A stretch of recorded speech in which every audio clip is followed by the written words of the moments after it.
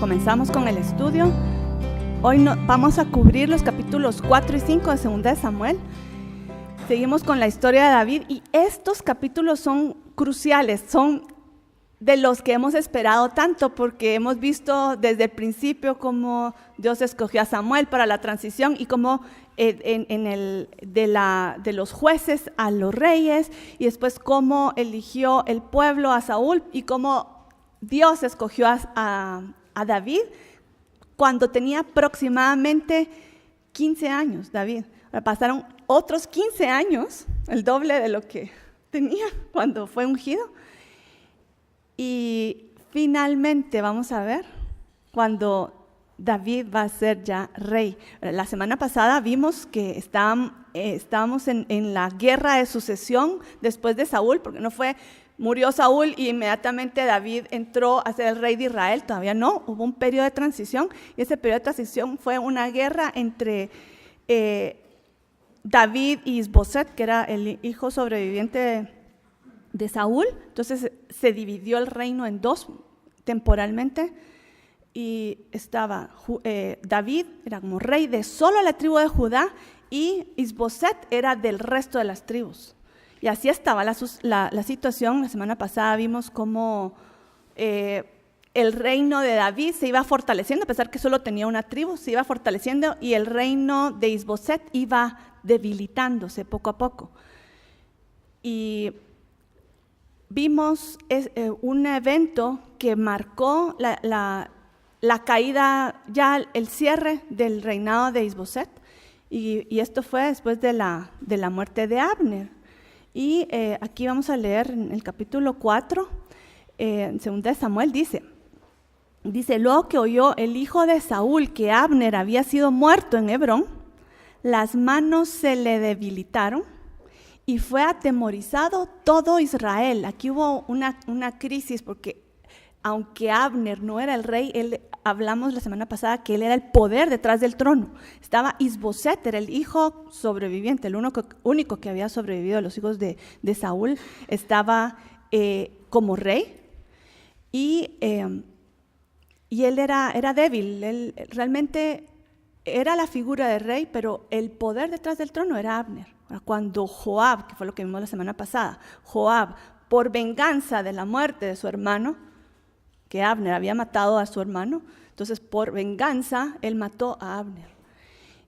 Y ahí fue el acabose de la casa de Saúl, porque estamos leyendo, el rey Isboset, él no tenía la fuerza para gobernar, y ahí terminó de debilitarse el reino. Realmente, si se hubiera dejado a la naturaleza, o sea, al fluir histórico la situación, eventualmente él hubiera abdicado, hubiera cedido el poder, tal vez hubiera un poquito más de conflicto de sucesión, pero eventualmente Isboset no iba a durar.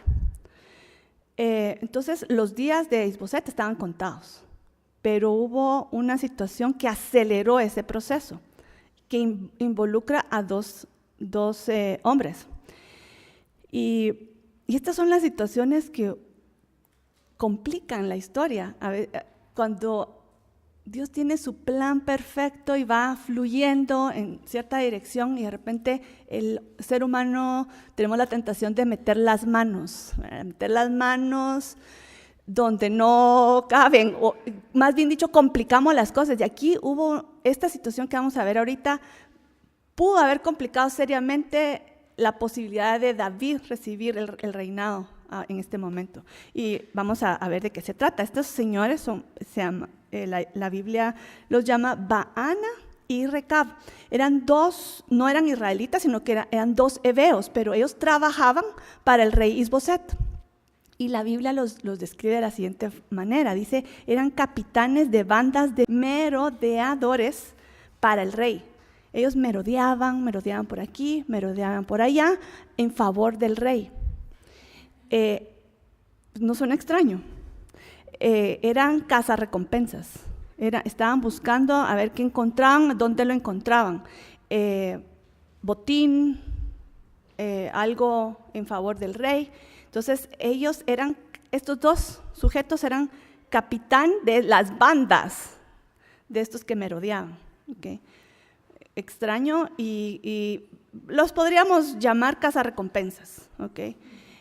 No eran israelitas, sino eran heveos, pero entonces, ¿qué hacían con los israelitas? Ellos están vinculados con, si nos vamos a la historia de Josué, en el tiempo de Josué, están este grupo de Gabaón, que ellos se disfrazaron y hicieron una alianza con los israelitas, haciéndose, venimos de muy lejos, y entonces hicieron el pacto, pero era un pacto engañoso. Pero igual Israel tuvo que respetar, que había una alianza con ellos y no los iban a matar. ¿Okay? Entonces, estos heveos fueron parte también de esa alianza con los de Gabaón. Entonces, ellos tenían un pacto de alianza que no los iban a matar. Se incorporaron en el pueblo de Israel. Específicamente, ellos vivían en la región de Benjamín, de donde era el rey Isboset y la casa de Saúl. ¿Okay? Entonces, ellos trabajaban para el rey, pero aunque supuestamente si trabajaban para el rey, debieron ser fieles al rey, uno supondría eso, pero ellos no eran fieles al rey, sino que ellos vieron la oportunidad. Abner murió, la casa de Saúl, representada por Isboset, está debilitándose. ¿Nosotros qué provecho podemos sacar de esto? Y ellos dijeron, vamos a hacer un plan. Yo le llamo traicionero, ellos tal vez no, pero era traicionero porque iban a traicionar al rey. Y lo que ellos dispusieron, estos heveos, estos cazarrecompensas, es matar, asesinar al rey Isboset y llevar las evidencias a David para recibir una recompensa. Okay, entonces, ¿qué hicieron? Hicieron ese plan. Entonces, era imagino un día de calor, porque el rey se fue a tomar la siesta. Ellos, por lo general, los reyes están con guardia. Estaba en su palacio, en su casa. Una señora estaba como en la puerta trabajando, pero como imagino hacía mucho calor, porque también ella se durmió. Estaba trabajando en la puerta y en eso vieron estos dos sujetos la puerta abierta para poder entrar a matar al rey cuando éste dormía. Entonces entraron mientras que la mujer estaba durmiendo, describe así la Biblia, y de repente entran ya a su cuarto y lo asesinan. Pero es desagradable la descripción porque dice que le cortaron la cabeza. Y la cortaron la cabeza porque ese era el testimonio que ellos iban a llevar delante de David, que habían matado a Isboset. Y efectivamente así lo hicieron. Y se tomaron rápido, o sea, lo mataron, dejaron ahí el cuerpo, salieron con la cabeza y fueron directamente delante de David. ¿Por qué hicieron esto? Había guerra de sucesión, ¿quién va a ser el rey? Entonces ellos supusieron, David nos va a recompensar porque le estamos trayendo la cabeza de su enemigo, el que está evitando que él sea rey de Israel. Ahora, nosotros hemos estado leyendo las historias de David y sabemos que él no va a reaccionar bien, porque allá otra persona le llevó la corona de Saúl diciendo que lo había matado. ¿Y qué pasó? Él había dicho, tú diste testimonio de que tú mataste a Saúl, ahora vas a morir. Y murió. Tal vez estos dos sujetos no habían oído la historia, ¿verdad? Pero así fue. Llevaron ante David la cabeza de Isboset y miren lo que dijo. O sea, cabal hizo referencia a este otro hombre que llevó la corona de Saúl ante él y dijo, he aquí la cabeza de Isboset. Estos señores dijeron, he aquí la cabeza de Isboset, hijo de Saúl, tu enemigo, que procuraba matarte, y Jehová ha vengado hoy a mi señor el rey de Saúl y de su linaje. Eso fue lo que dijeron estos dos sujetos, creyendo que iban a recibir una recompensa. Pero vean cuál es la reacción de David. Dice, cuando uno, que es aquel que les mencioné, que llevó la corona de Saúl, dice, cuando uno me dio nuevas de la muerte de Saúl, imaginándose que traía buenas nuevas, yo lo prendí y le maté en Siclag. ¿Cuánto más a los malos hombres que mataron a un hombre justo en su casa y sobre su cama? Ok, aquí ya quedó claro. Ustedes están buscando recompensa, no van a lograr nada más que la muerte y la condenación por lo que hicieron. Entonces dice David, ordenó a sus servidores y ellos los mataron. Y miren, es tremendo, pues, pero miren, les cortaron las manos y los pies y los colgaron sobre el estanque en Hebrón. En este momento David está en Hebrón. Y él lo hizo público, lo dice esto, ¿y por qué lo hizo así? O sea, yo estoy segura que no es que él se gozaba haciendo esto, porque eso suena espantoso, ¿verdad? ¿Por qué mandó a hacer eso? Ya con matarlos ya era suficiente. ¿Por qué les cortó las manos y los pies? Las manos por lo que hicieron, los pies porque corrieron a contarlo. Y tenía que hacerlo a David de una forma pública, porque si no iba a quedar en el aire una duda de que David estaba de acuerdo con esto, que David hasta pudo haber estado detrás de la muerte de Isboset, cuando no era así. O sea, se dan cuenta el peligro en que puso la opinión pública de David en este momento. Igual con la muerte de Abner. Con la muerte de Abner, o sea, Joab lo hizo por venganza personal, pero hizo quedar mal a David, porque él acababa de hacer un pacto, una alianza con Abner. Bueno, mala, no es el punto, pero él ya había hecho un pacto con Abner y muere por uno de los suyos. O sea, eso dejó un mal sabor en el pueblo, pero David se aseguró de hacer pública su indignación por eso. Y manifestó: yo no fui parte de esto, yo no estoy de acuerdo, lamento su muerte. O sea, hizo muy, muy claro, lo dejó David con Abner. Ahora otra vez con Isboset también. O sea, dos ocasiones en las que están poniéndose en juego el reconocimiento de las demás tribus de David. Se puso en juego por querer meter las manos humanas, querer ayudar al proceso. Ellos no ayudaron al proceso, ellos lo complicaron. Pero David dijo: yo voy a hacer clarísimo delante del pueblo que yo no tuve nada que ver con esto. Y por eso colgó a estos hombres que habían asesinado a Isboset y los puso en público, así. Vean, por lo que hicieron manos y pies para correr, para ejecutar esto. Porque yo no estoy de acuerdo, esto es condenable. Entonces él dejó delante de todos claro: yo no participé ni estoy de acuerdo en eso.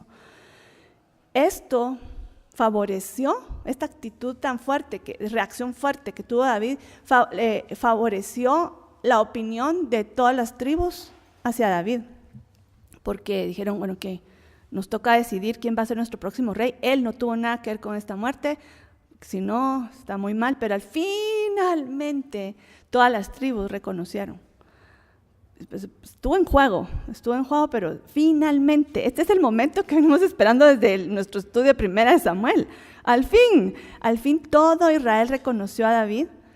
Y quiero que leamos acá en 2 Samuel 5 cómo se describe, por qué lo reconocieron y lo que ellos manifestaron.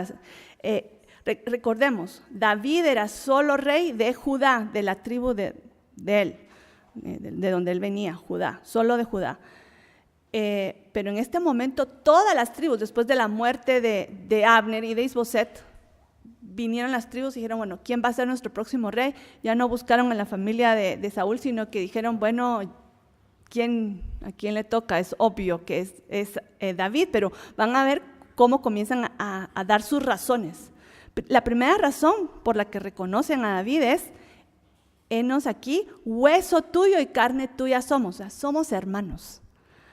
Estamos de otra tribu, pero somos del mismo pueblo, somos de Israel. Entonces, henos aquí, hueso tuyo, carne tuya somos hermanos. Okay, ese es el primer reconocimiento. Y en todo país es eso, en toda nación, en todo reino, no va a haber un rey que sea extranjero.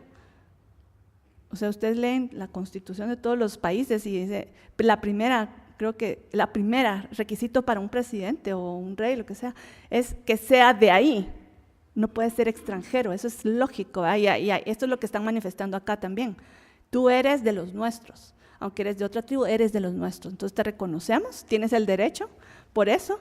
Y después viene otra razón, que es como práctica, ¿sí? Hemos reconocido tu habilidad, o sea, tienes esa habilidad desde antes. Dice, aún antes, cuando Saúl reinaba, eras tú quien sacabas a Israel a la guerra y lo volvías a traer. Él era el que era el jefe del ejército, él era el que salía a la guerra y ganaba. No, y es interesante, ellos reconocían que era David, no Saúl. Y se recuerdan la canción famosa que hemos leído se ha mencionado varias veces, que decía, Saúl mató a 1000 y David a 10,000. Esa canción que sonaba como el top 10, ¿verdad?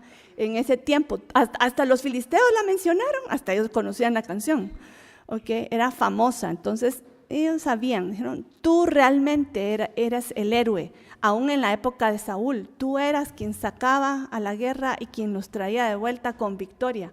Tú eras. Entonces, reconocimiento práctico.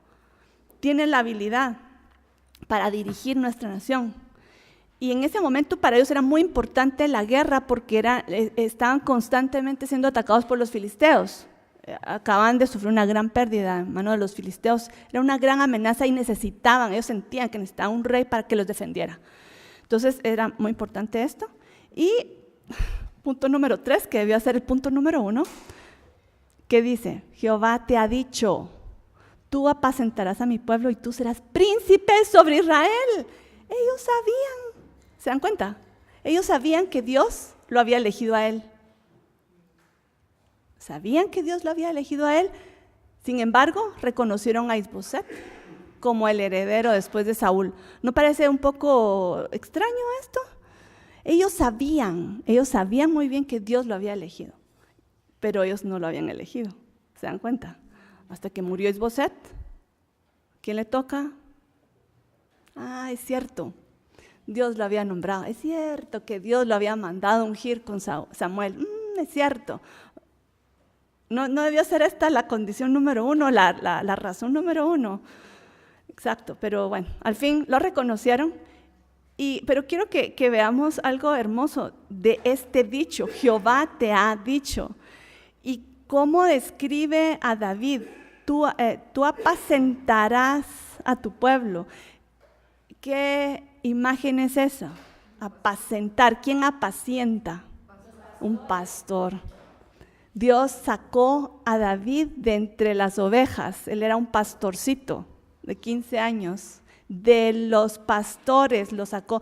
Y esta figura se repite a lo largo de la Biblia también. Jesús es mi pastor, Jehová es mi pastor, Moisés era pastor, David era pastor. O sea, esa figura de apacentar sale a lo largo de la Biblia y es muy importante en cuanto al liderazgo. O sea, ¿por qué Dios llevó a Moisés a Madián y lo tuvo 40 años pastoreando? Porque él necesitaba aprender cosas que un pastor sabe, cómo tratar a las ovejas que le sirven para cómo tratar a la gente, ¿verdad? Por eso no es casualidad que el Señor haya escogido a este hombre, a este pastorcito, un buen pastor que tenía corazón conforme al corazón de Dios para ser el líder.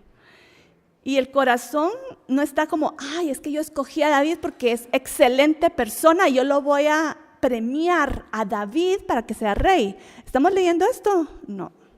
Aquí estamos leyendo que Dios está pensando en su pueblo y quiere un líder que sirva al pueblo de la forma en que el pueblo necesita. Entonces, qué belleza, el Señor está pensando en su pueblo. El pueblo no estaba pensando en él, ¿verdad? Porque está escogiendo otros líderes, pero el Señor estaba pensando en su pueblo. Dijo, yo quiero a alguien que sepa apacentar, cuidar, alimentar, guardar a mi pueblo. Y ese hombre era un pastorcito que tenía 15 años y 15 años después va a ser elegido y reconocido como el rey de Israel en este momento. Y tú serás príncipe sobre Israel. Y vamos a ir al Salmo 78 porque ahí cabalmente hace referencia a esta elección que Dios hizo de su siervo David, como sacándolo del rebaño. Y dice, estamos en Salmo 78, del 70 al 72, dice, eligió a David su siervo y lo tomó de las majadas de las ovejas, de detrás las paridas lo trajo para que apacentase a Jacob, su pueblo, y a Israel, su heredad. Y los apacentó conforme a la integridad de su corazón, las pastoreó con la pericia de sus manos. Qué hermoso, ¿verdad? ¿Cómo lo describe? Es interesante. Vuelve a salir otra vez el corazón, la mención del corazón de David. El corazón de David, un hombre conforme al corazón de Dios. Él tenía una conexión con Dios muy especial. Él estaba buscando ¿cuál es mi deseo? No tenía nada que ver. ¿Cuál es el deseo de Dios? Yo lo quiero hacer. Eso era el corazón de David. Eso es lo que lo hacía tan poderoso, porque lo hacía un instrumento perfecto para ejecutar la voluntad de Dios. Y es interesante, o sea, la integridad del corazón de David.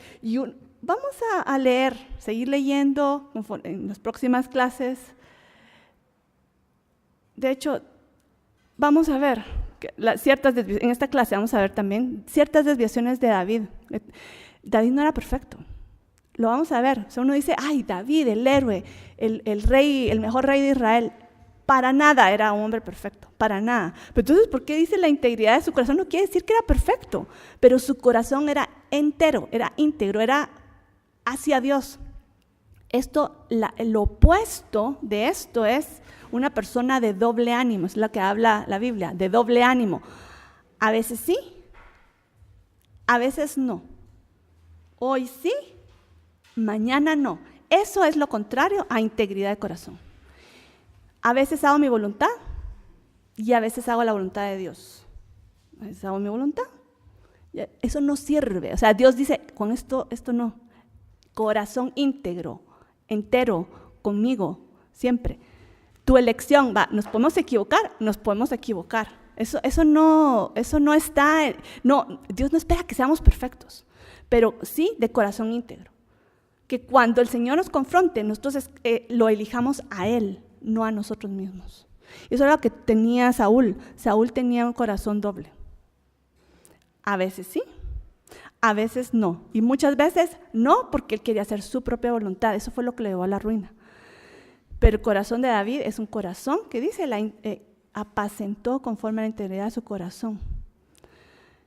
Hermoso estos versículos de Salmo, ¿verdad? Que entonces ya todas las tribus estaban listas para reconocer a David y es interesante, un paréntesis antes de que leamos el versículo. David nunca se impuso. Fíjense en la historia, léanla con detenimiento. Él nunca se impuso, él esperó. Llegó los líderes de Judá, llegaron, por favor, puede ser nuestro rey, con mucho gusto. Él no dijo, yo soy de la tribu de Judá, ustedes deben reconocer. Nunca reclamó lo que Dios le había dado. Dios le dijo, tú vas a ser rey, pero él nunca llegó a demandar, reconózcanme, nunca demandó nada. Sino esperó que él fuera ser reconocido. Él pudo haber dicho con Isboset, ¿qué te pasa? Yo fui ungido tengo la unción, el aceite en mi cabeza de Samuel. ¿Pudo haber dicho eso? Sí, lo pudo haber dicho. ¿Tenía casi que el derecho? Tal vez sí, pero esto es algo admirable de él y creo que le sirvió de mucho, que él esperó a ser reconocido, no forzó nada, no reclamó, su derecho al trono, sino que esperó pacientemente, porque desde que fue el rey de Judá pasaron 7 años, ahorita lo vamos a leer, 7 años esperando este momento de ser reconocido. Y dice, llegaron a él estaba en Hebrón, y llegaron los ancianos a pedirle, te pedimos. Ok, excelente. ¿Verdad? Vinieron todos los ancianos de Israel al rey en Hebrón, y el rey David hizo pacto con ellos delante de Jehová y ungieron a David por rey sobre Israel, sobre todo Israel, sobre Judá y las demás tribus, sobre todas las tribus de Israel. Ese fue un momento, ese es el momento tan esperado, ¿verdad? Y después los siguientes versículos hablan del tiempo, de los tiempos, de qué edad tenía. Dice, era David de 30 años cuando empezó a reinar y reinó 40 años, y hermoso, 30 años, eso nos trae a memoria, fue la edad justamente cuando Jesús comenzó su ministerio, hay algo de eso de 30 años que es un mensaje, ¿verdad? Está listo para su ministerio. ¿Cómo? Sí, madurez. También, bueno, creo que los sacerdotes, ahorita no estoy tan, ¿25 años o 30? Ahorita no me recuerdo exactamente, entre 25 y 30 comienzan su ministerio los sacerdotes, es ya la edad que están listos para iniciar. Okay, entonces era David de 30 años y ¿cuántos reinó? 40. ¿Cuál quiere decir que vivió 70? En Hebrón fue rey sobre Judá 7 años y 6 meses. Ese fue el periodo de paciencia, ¿verdad? De él no reclamó. Ellos me quieren reconocer, solo ellos, pues solo sobre ellos voy a ser rey. Fue durante 7 años. Y después, ahorita vemos, ya lo reconocieron todos. Entonces, sobre todo Israel y Judá, ¿cuántos años reinó? 33. También 33, la edad de Jesús, ¿verdad? Cuando él ya cerró su ministerio en la cruz. Okay. Y ese tiempo, 33 años, fue rey sobre todo Israel y Judá. ¿Y dónde fue su capital? Y hacia allá vamos ahorita. Voy a comentar sobre Jerusalén. Trasladó su reino de Hebrón, porque Hebrón estaba su casa, su palacio, y la capital la trasladó a Jerusalén. Solo que ahorita vamos a ver, un momentito, pero Jerusalén todavía no existe. No, existe, pero se llama otro nombre, ¿ok? Él tuvo que conquistar Jerusalén para trasladar la capital. Pero aquí hay algo interesante y quiero que vayamos a este tema de David, porque la primera acción que él hizo como rey fue tomar Jebús, se llamaba en ese momento, Jebús. La ciudad de Jebús era una ciudad amurallada que está en las montañas, que después va a ser llamada Jerusalén. ¿Por qué se llamaba Jebús? Porque era de los jebuseos. Y desde el tiempo de Josué en la conquista, nunca la tomaron. Era una ciudad estilo Jericó, que estaba amurallada, tenía montañas alrededor, lo cual dificultaba el acceso. También tenía no solo montañas alrededor, sino muralla alta alrededor. ¿Cómo van a poder entrar? Era muy difícil. Entonces, humanamente era muy difícil esa conquista. Entonces, nadie realmente hizo el intento de conquistar. Ahora, pero imagínense, lo primero que David hace como rey, yo voy a ir a conquistar Jerusalén, ¿eh? Jebús, se llama Jebús, pero se va a llamar Jerusalén, yo la voy a ir a conquistar. Ahora, ¿por qué hizo eso? ¿Por qué no se quedó en Hebrón un tiempito? No, ya tengo que ir a conquistar esa ciudad. Ustedes leen comentarios, ¿sabes? Porque está en el centro de Israel, pero está en las montañas. No, realmente no es la razón, sino que hay una razón principal, tiene que ver con el corazón de Dios, porque en el corazón de Dios está esa ciudad, desde siempre. Y David, sabemos que era un hombre conforme al corazón de Dios, él le lee el corazón a Dios, él sabe qué es lo que él desea y él lo va a procurar. Tenía que ser David el que reconocía la importancia de ese lugar, que nadie le había dado esa importancia. ¿Y por qué? Vamos a leer en Primera de Reyes 11:36, dice la razón, dice, aquí está hablando el Señor, dice Jerusalén, la ciudad que yo me elegí para poner en ella mi nombre. Es lo que Dios dice de Jerusalén. ¿De qué opinión tiene Dios de Jerusalén? Dice, esta ciudad yo me la elegí para Él. ¿Y qué va a hacer ahí? Poner su nombre. El nombre de Dios está en ese lugar. ¿Y por qué el nombre? ¿Qué significa eso? Las mamás van a entender muy bien, cuando ustedes no quieren que se pierda el suéter del niño, el cuadernito del niño, ¿qué ponen? Ponen el nombre, esto pertenece a fulanito, sutanito, porque si anda por ahí el suéter de quién es, ya se sabe quién es. Es una señal, la marca. Cuando uno pone el nombre, es que esto me pertenece. Y esto es lo que Dios hizo con Jerusalén. Esta ciudad es mía, me pertenece, yo la he elegido para mí. Eso es lo que dice la Biblia de Jerusalén, y vamos a leer otros versículos después, pero es una señal de pertenencia. Ahorita lo vamos a leer. 132. Ok, vamos para allá. Ok, vamos a leer el Salmo 32, gracias. Ok, es lo que dice Salmo 132 del 13 al 14, porque Jehová ha elegido a Sión. Sión es una de los montes, es el monte más alto de Jerusalén, pero es casi, el nombre es paralelo. Porque Jehová ha elegido a Sión y la quiso para habitación para sí. Este es para siempre el lugar de mi reposo. Aquí habitaré porque la he querido. O sea, ¿cuánto se repite? La he elegido, la quiso para sí. Porque la he querido, la deseo.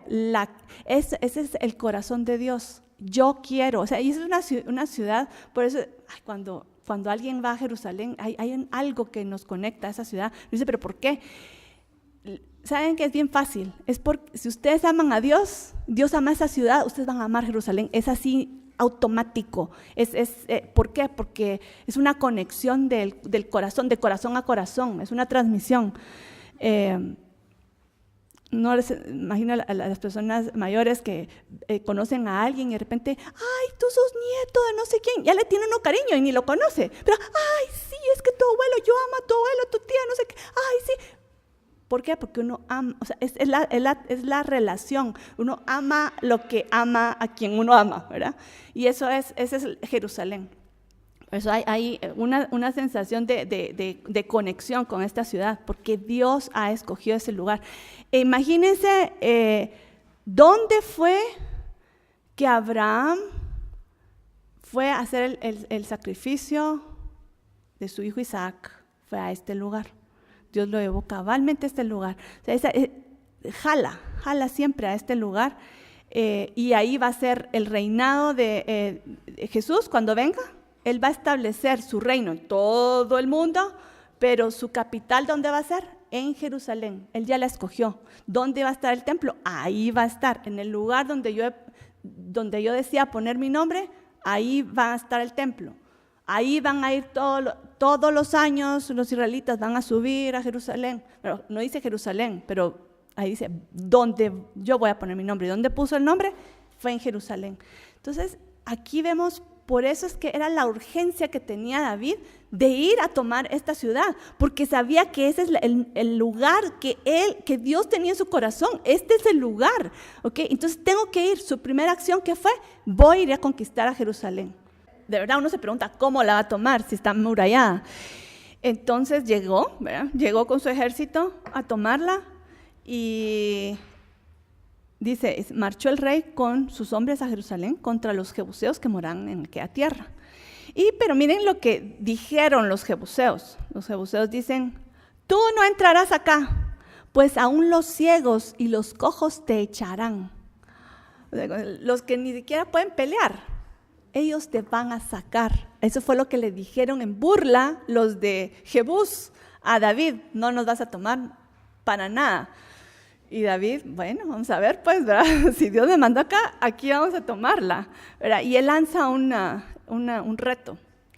Y un reto, bueno, quienes se atrevan, y el Señor le da la estrategia, quienes se atrevan a subir por el canal, dice la Biblia, el canal o el túnel, hay otra traducción, porque había el agua en este momento en Jerusalén estaba afuera, el manantial, la fuente de agua que llevaba agua a Jerusalén quedaba afuera y había un túnel, un canal, por el cual entraba el agua. Pues yo no sé cómo habrá estado, si está seco o qué, pero el Señor de plano le dio la estrategia a David y dijo, quien suba por el canal va a tomar la ciudad. Y cabal, Joab fue de los principales que entraron.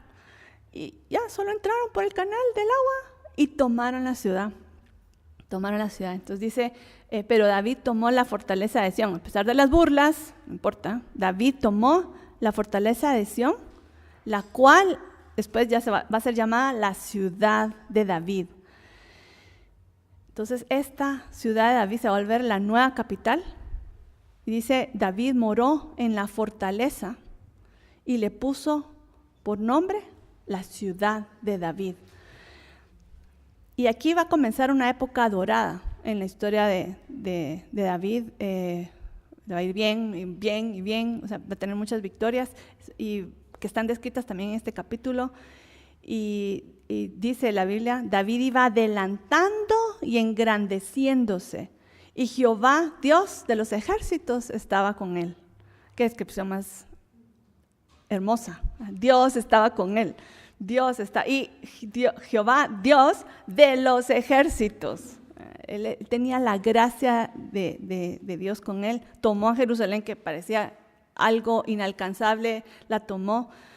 Y no solo le dio gracia en su gobierno, también tuvo gracia con los vecinos. De repente, así de la nada,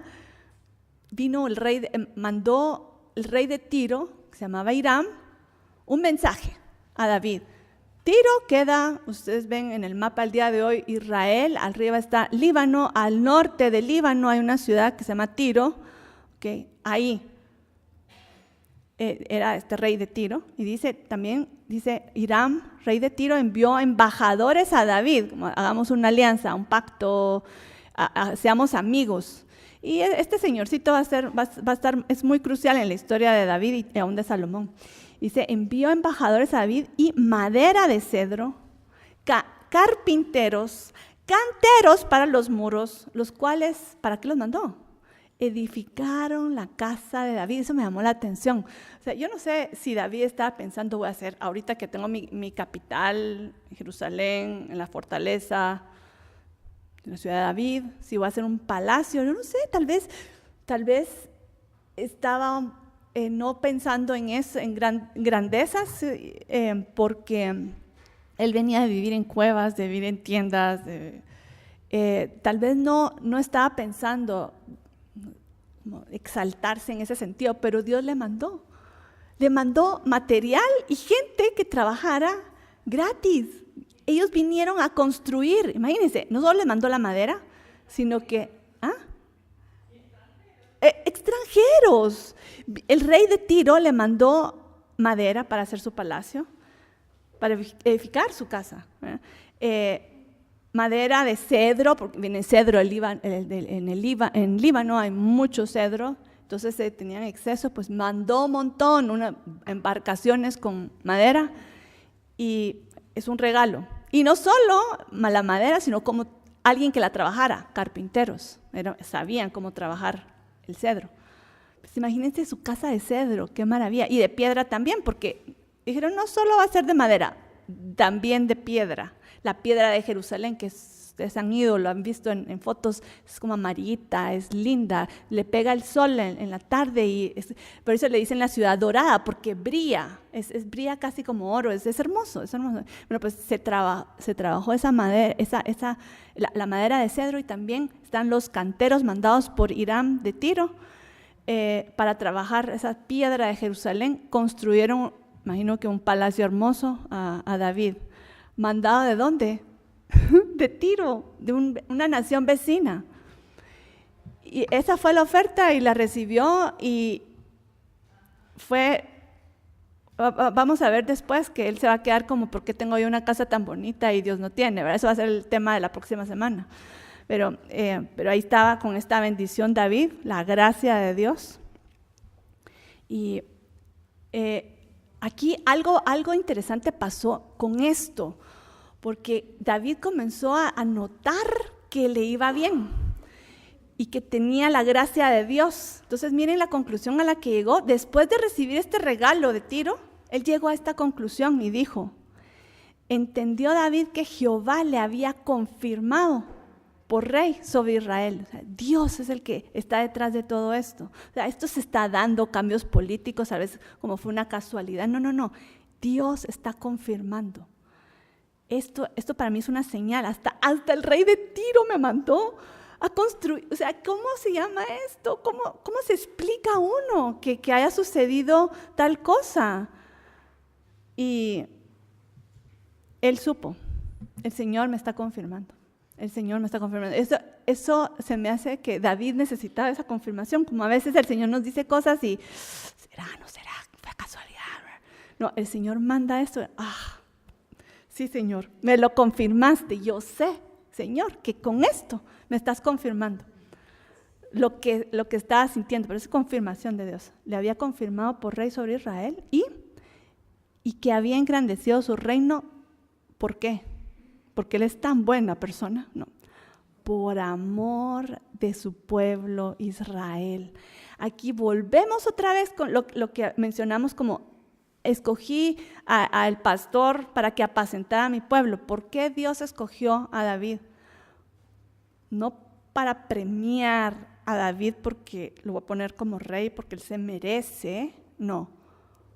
Por amor a su pueblo, porque sabía que él va a ser un buen rey, que va a beneficiar al pueblo de Israel, por amor de Israel. Qué hermoso. Entonces, bueno, lo voy a volver a leer. Dice, entendió David con toda esta situación de gracia. Entendió David que Jehová lo había confirmado por rey sobre Israel y que había engrandecido su reino. Su reino era grande. ¿Por qué era grande? Por amor de su pueblo Israel. Esto es muy importante que un líder lo tenga, porque en el mundo, ¿qué pasa con el liderazgo? Básicamente todo gira en el líder. El líder es como, me lo merezco todo sírvame a mí. ¿Para qué sirve un líder? O sea, un líder es para servir.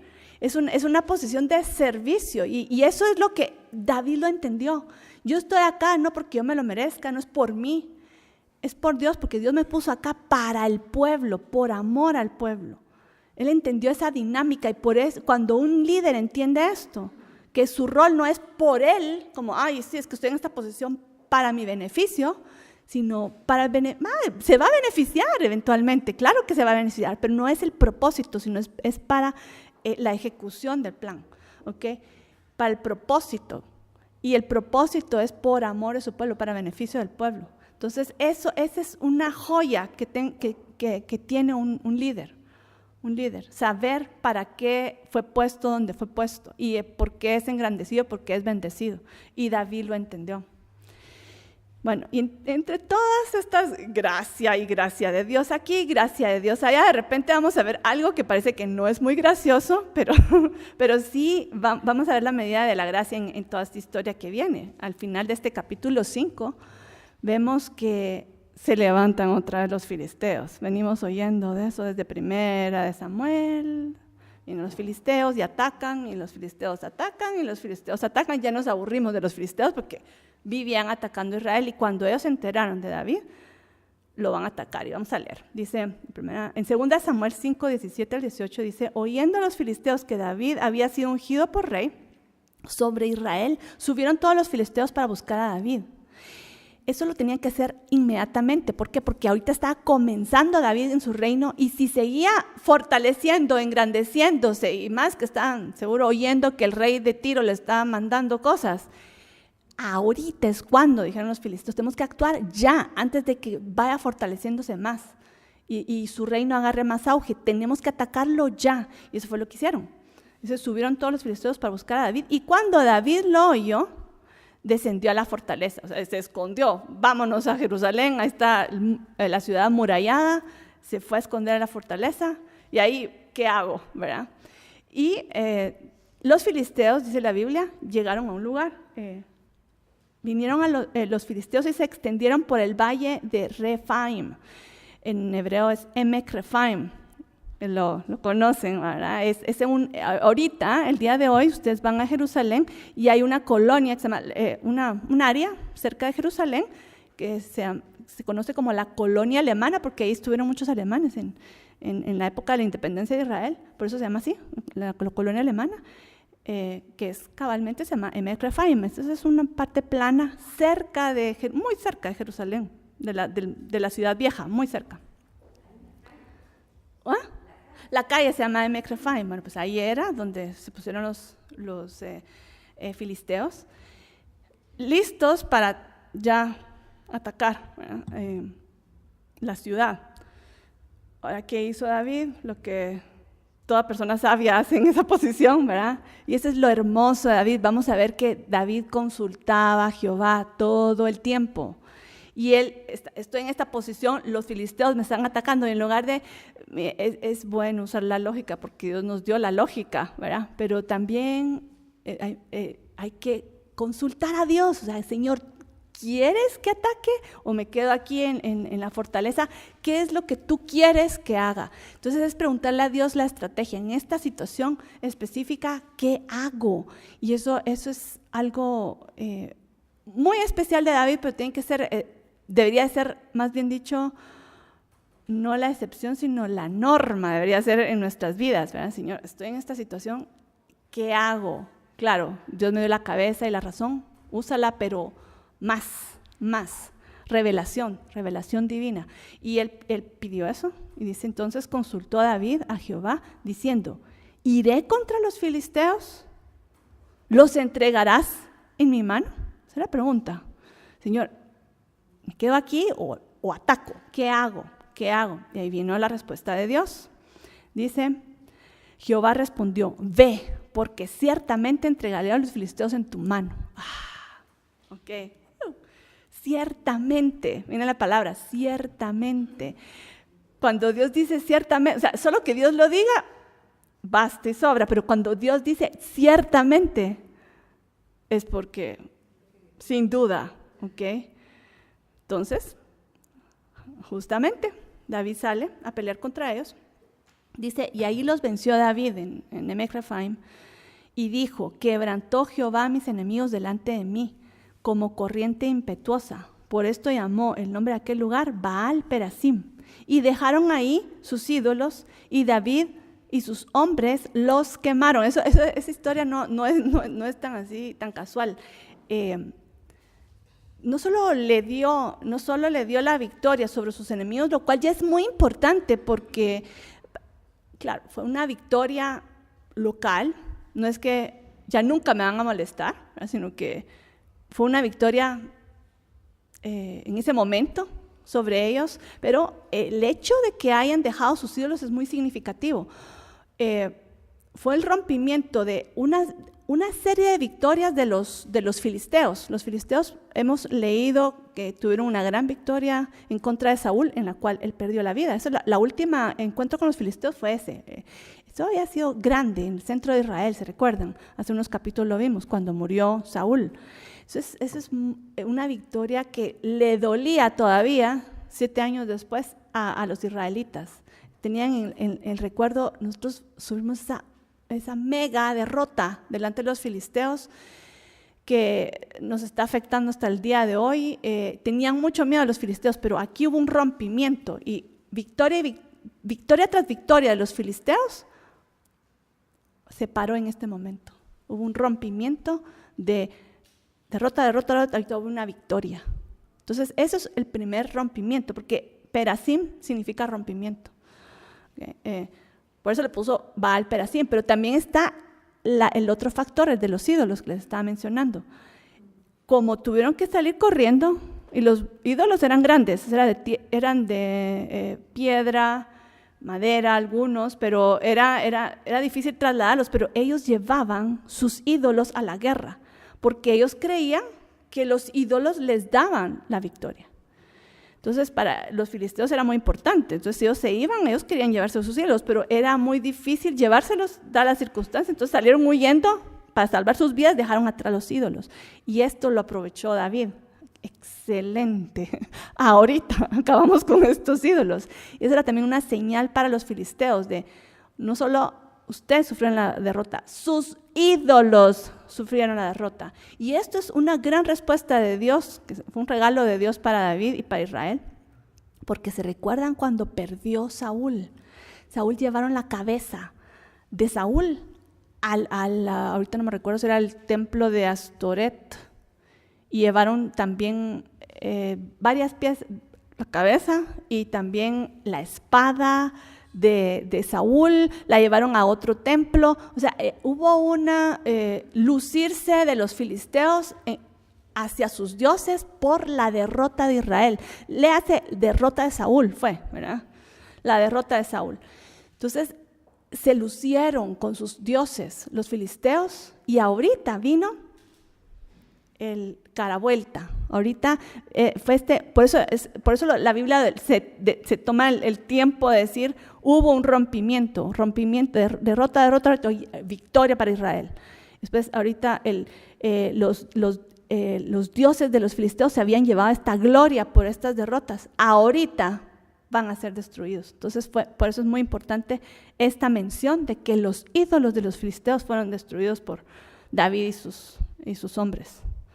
Entonces hubo este rompimiento de algo negativo en relación con los filisteos y viene algo positivo ahorita. Hubo un cambio, como un cambio de los vientos, ¿verdad? O sea, aquí, íbamos para allá, vamos ahorita en la dirección de la victoria.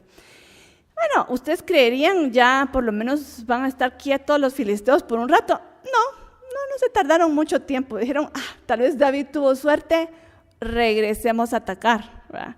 Entonces, dicen los filisteos volvieron a venir y se extendieron en el valle de Refaim. Otra vez, Emec Refaim, regresaron al mismo lugar. Tal vez regresaron buscando sus ídolos, los vieron quemados, pero igual, dije, vuelven a hacer el intento, vamos a volver a atacar a David. ¿Y qué hace David? Es interesante. Uno podría decir, si el Señor ya me dijo que me daba la victoria, ya no tengo que orar. No, él dijo, no, voy a orar. Señor, otra vez le pregunta, consultando David a Jehová. Le volvió a preguntar, Señor, en esta ocasión también. ¿Verdad? Veamos qué le respondió. El Señor le respondió, pero de una forma diferente. Y eso de verdad tenemos que poner atención a esto. Porque ¿verdad? Nosotros tenemos una respuesta de Dios y creemos que esa va a ser la misma respuesta para todas nuestras preguntas. No, hasta en circunstancias parecidas, iguales. Uno dice, sí, el Señor ya me acaba de decir que me atacaron y que sí, me tengo que defender. No, él se tomó su tiempo. David dijo, ok, este es el segundo ataque. Aquí le voy a volver a preguntar a Dios. ¿Otra vez vamos? Pero miren la respuesta. Y aquí eso es lo que nos da el testimonio, que no siempre va a ser la misma respuesta. Dice, consultando a David a Jehová, él le respondió, no subas. Ok. Pero le dio una estrategia, no quiere decir, sino rodéalos. Dice, vendrás a ellos enfrente de las balsameras, y cuando eran unos árboles, y cuando oigas ruido como de marcha por las copas de las balsameras, entonces te moverás, porque Jehová saldrá delante de ti a herir el campamento de los filisteos. O sea, en lugar de hacer la batalla frontal, la estrategia que Dios les dio es, vayan por atrás. Entonces va a sonar ese movimiento de los árboles que hay ahí, y va a sonar como ejército, ¿verdad? Una marcha. En ese momento atacan, pero van a atacar por el revés, por la parte de atrás. Los tomó completamente por sorpresa a los filisteos. Pero imagínense qué belleza, la estrategia de Dios específica. Sí, los vas a atacar, pero de esta otra forma. Y eso logró darle la victoria a David y a su gente. Sí, como los árboles que va a sonar. Cuando suenen los árboles, ¿y cómo suenan los árboles? Tú vas a saberlo. Y cuando suenen los árboles, ya vas a atacar, ¿verdad? Y fue la victoria, qué hermoso, ¿verdad? Pero es que nos tiene que hablar a nosotros de cómo tenemos que estar constantemente conectados con Dios. Y las estrategias, cuando uno comienza a vivir la vida de esta forma, uno mira muchos milagros. Uno mira grandes milagros y se mira la diferencia, ¿verdad? De vivir en la carne a vivir a un nivel de revelación espiritual, ¿verdad? Y eso es muy admirable, David, que deseamos, ¿verdad? Para nuestra vida también. Y bueno, aquí vamos casi terminando el capítulo, pero vamos a ver un pedacito así como no tan grato de David. Va a ser problemático, vamos a ver, va a complicar su vida, pero de repente vemos que, bueno, ya habíamos leído que David tenía esposa y esposas y más esposas, ¿verdad? Pero ¿cómo comenzó? Con Mical, que era la hija de Saúl. Bueno, fue una complicación porque cuando David tuvo que salir huyendo, dejó a Mical, no podía regresar. Saúl la obligó a casarse con otro hombre. Entonces ahí, pues, bueno, pues en el camino, en la persecución, en los 15 años en el desierto, conoció a alguien por ahí, se casó. Hasta ahorita, más o menos vamos bien, ¿verdad? Más o menos porque, o sea, se casó, pero pues como le quitaron a la mujer, la casaron con otro, pues está bien, había un espacio para casarse otra vez, ¿ok? Ahinoam de Jezreelita, y de repente Abigail, digamos que hubiera sido un matrimonio porque murió el esposo para cubrirla. Ya estamos todavía al margen de lo explicable, ¿verdad? Pero de repente, cuando estuvo en Hebrón, en ese tiempo, de repente se casa con Maaca, la princesa de Gesur, ¿ok? Con Agit, ¿ok? Y también con Abital, ¿ok? Y con Egla, o sea, aquí ya estamos entrando como, ¿verdad? Y después, en este es del capítulo 3, que no los había mencionado, sino lo quería juntar con esto, ¿ok? Y de cada mujer, excepto Mical, tuvo un hijo, o sea, lo cual quiere decir como que era la mujer, hijo, otra mujer, otro hijo, otra mujer y otro hijo. Lo normal es, tengo un hijo, una esposa, tengo un hijo y tengo otros hijos con esa misma esposa, ¿verdad? Pero no era el caso de David. Sabemos que tuvo Amnón con Ahinoam, con Mical no tuvo. Después vimos con Abigail, a Kileab. Después viene con Maaca, la princesa esta de Gesur, Absalón, Adonías, con la otra, con la siguiente Cefatías, con la siguiente Itream, o sea, es como ni reconocemos los nombres. Era hijo por mujer, hijo, o sea, es como ya estuvo con esta mujer, ahora a ver, buscar otra. Esto no es normal, ¿saben? Y aparte de que no eran, aunque era normal, digámoslo así, en el mundo, en ese tiempo, específicamente vimos la ley que decía, no tendrá, específicamente los reyes, no tendrán muchas mujeres, porque desviarán su corazón. Y esto es directamente, estaba prohibido para él. ¿Okay? Pero él no prestó atención en esta área, sí, muchos errores. Bueno, y como que si esto no fuera suficiente, esta es la descripción de las esposas y los hijos que tuvo en Hebrón. Ahora no estamos en Hebrón, ¿en dónde estamos? En Jerusalén. En este capítulo 5 dice, y tomó David no solo mujeres, concubinas de Jerusalén. Es problemático, ¿verdad? Muy problemático. Aquí ya ni siquiera menciona los nombres de las mujeres. Ya no las menciona, sino solo menciona los hijos que tuvo con estas más concubinas y mujeres. ¿Cuáles son los hijos? Samúa, Sobab, Natán, Salomón, Ibar. Ya nos bastó, ¿verdad? Hay más. Elisúa, Nafeg, Jafía, Elisama, Eliada, Elifelet. ¿Qué les parece? Esto, ¿sabe cómo me lo imaginaba? Es alguien que no está satisfecho, o sea, su mujer está con el ojo siempre viendo hacia afuera. Y eso es lo que le va a traer graves problemas a él. Y tantos hijos, con tantas esposas, con concubinas, mujeres, va a traer, o sea, casi que las historias de aquí hacia el final del libro van a ser complicaciones por esto. Les dije, David no es perfecto.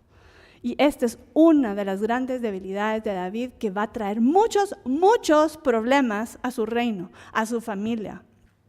Y de verdad, nos vamos a entretener con muchas de las consecuencias de esto que estamos leyendo aquí. Y esto, las primeras que mencioné, las esposas con sus hijos, que eran un hijo por esposa, esas eran en Hebrón. Esta otra gran lista con las concubinas de Jerusalén, ¿verdad? Solo quería cerrar este capítulo con esto y la próxima va a ser 2 de Samuel 6 y probablemente 7. Es el del Arca del Pacto, así que va a ser muy importante esa clase.